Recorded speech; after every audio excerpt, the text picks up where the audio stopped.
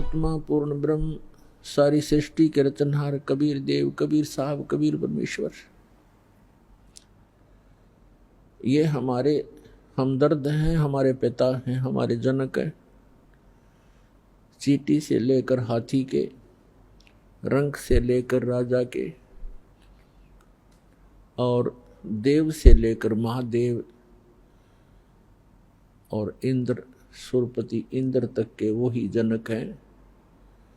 दुर्गा देवी और ज्योति निरंजन ब्रह्म सरपुरुष और अक्षर पुरुष के भी जनक वही हैं। अक्षर पुरुष की उत्पत्ति भले ही अचिंत से हुई है, अचिंत भी उसी परमात्मा कबीर साहब का पुत्र है। उनका ही दिया वचन से अक्षर पुरुष की उत्पत्ति अचिंत के माध्यम से हुई थी। तो पुण्यात्माओं, आप जिस लोक में रह रहे हो ये लोक ठीक नहीं, ये महागंदा स्थान है और यहां कोई ना रहा ना रहेगा। परमात्मा स्वयं आते हैं इस काल के जाल को समाप्त करने के लिए, अज्ञान हटाने के लिए, और हमें अपना निज स्थान बताने के लिए, जहां हम पहले रहा करते थे, जहां कोई दुख नहीं था। यहां काल भगवान ने हमारे को इस 5 तत्वों की कैद में बेड़ी लगा रखी है, रोक रखे हैं इस बॉडी में। कोई गधे की बॉडी में, कोई सूअर के पिंजरे में, कोई मानव के पिंजरे में। ये जीव एक इस शरीर रूपी पिंजरे में और 21 ब्रह्मांड रूपी कैद में रोक रखा है। यहाँ कोई सुखी नहीं है।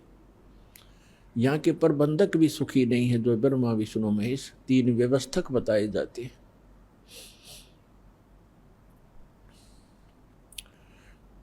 और हम जिस लोक में रह रहे हैं ये काल भगवान का लोक है। काल से अंडरस्टूड है कि वो क्या चीज है, क्या वस्तु है। ये काल नाम ही अपने आप को डिफाइन करता है। श्रीमद् भगवत गीता अध्याय नंबर 11 के श्लोक नंबर 32 में श्रीमद् भगवत गीता का ज्ञान देते समय यही काल श्री कृष्ण जी में प्रवेश करके बोल रहा है कि मैं काल हूं अर्जुन, और सभी को खाने के लिए अब प्रवृत्त हुआ हूं, सबका नाश करने के लिए। गीता अध्याय नंबर 11 के श्लोक 21 में अर्जुन कह रहा है कि हे भगवान, आप तो ऋषियों को भी खा रहे हो, आप तो सिद्धों को भी खा रहे हो, जो वेद मंत्रों से आपकी स्तुति भी कर रहे हैं, आप उनको भी नहीं बख्श रहे हो।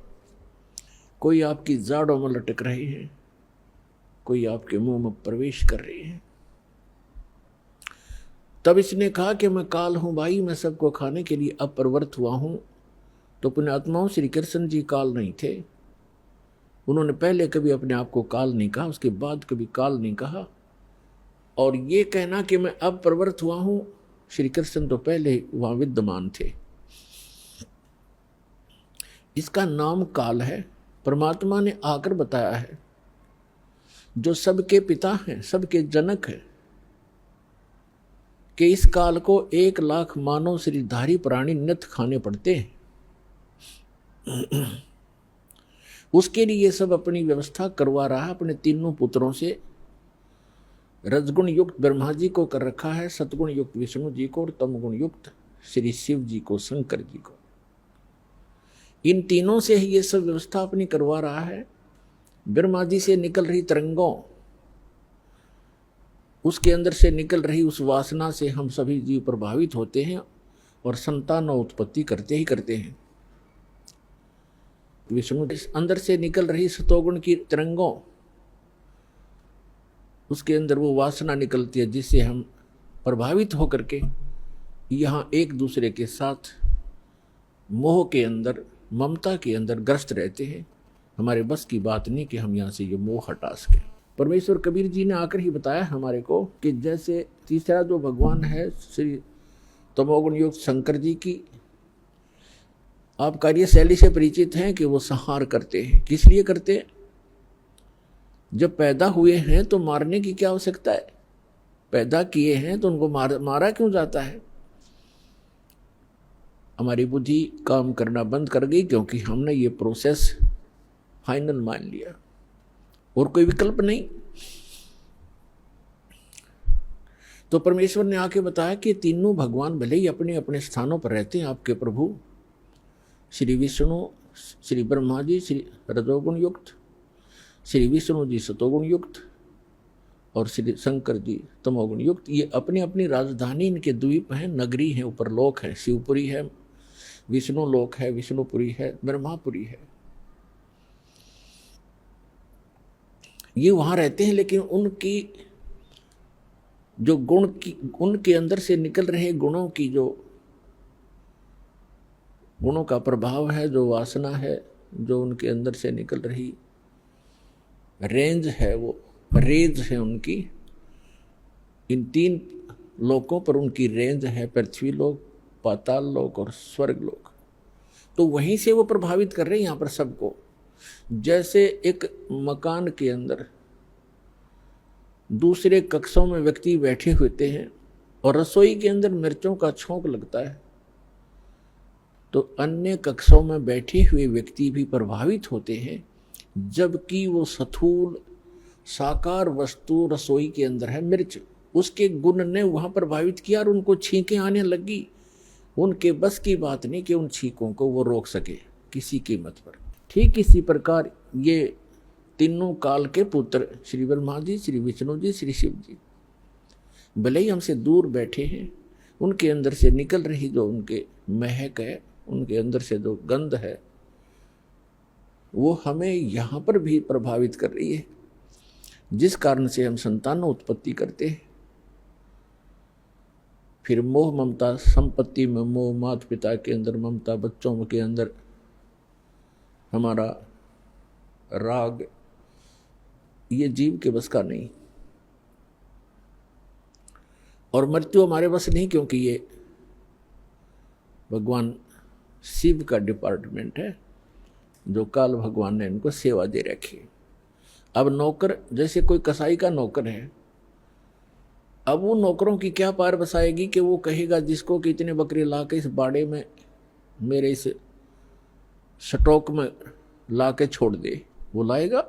और दूसरे नौकर की सेवा लगा रखी है कि इन सब बकरों को तू इनकी सेवा कर, इनको चरा, जल पिला, गर्मी सर्दी से बचा, यहाँ रख, पालन कर इनका, वो करेगा ही करेगा। और तीसरे नौकर की उसने ड्यूटी लगा रखी है कि तू मुझे जितने आवश्यक हो निकाल के यहाँ ला, इनको काट और सप्लाई करो। तो उनके बस की बात नहीं है, वो कितने नेक व्यक्ति हों, वो तीनों नौकर, लेकिन वो अपनी ड्यूटी को करनी ही पड़ेगी। इसी प्रकार ये तीनों देवता इस काल कसाई के, काल भगवान के पुत्र और साथ में नौकर हैं, व्यवस्थक हैं, प्रबंधक हैं।